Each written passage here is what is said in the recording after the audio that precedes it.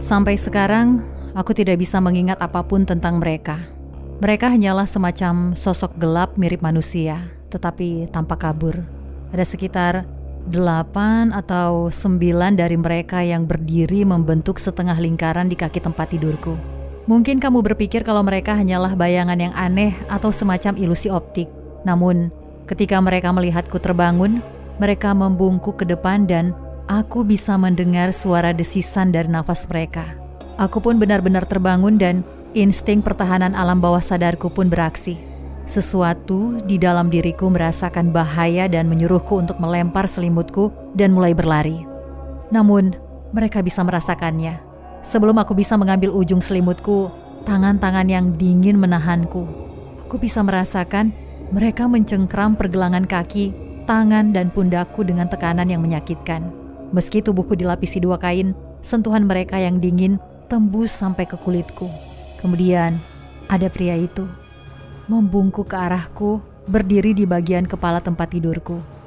Meskipun itu merupakan hal yang mustahil, bagian kepala tempat tidurku bersandar di tembok, jadi tidak mungkin ada orang yang bisa berdiri di sana. Namun, ya, dia ada di sana, membungkuk ke arahku.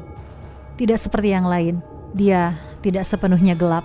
Wajahnya tampak kabur dan pucat, dan di bagian matanya terdapat cahaya berwarna merah gelap seperti bara rokok.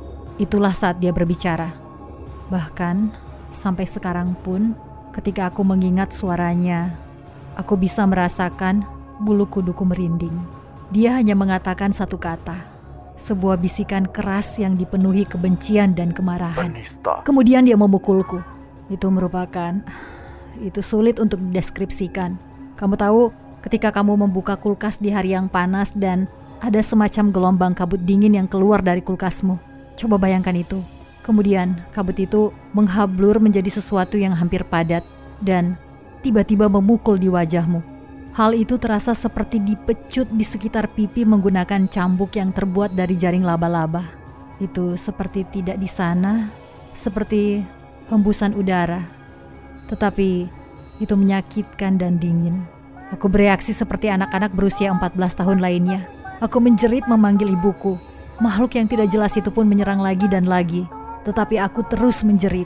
Aku mendengar suara kaki yang berlari dan pintu kamarku terbuka dengan suara yang keras. Tetapi yang aku dengar adalah suara pria yang berteriak. Hei, ada apa ini? Dalam sekejap, aku merasa lebih takut dengan pria di depan pintu daripada makhluk samar yang sedang menyerangku. Entah bagaimana, ayah telah menemukan kami. Kami sudah membuat semua teman kami bersumpah untuk merahasiakan tempat tinggal kami.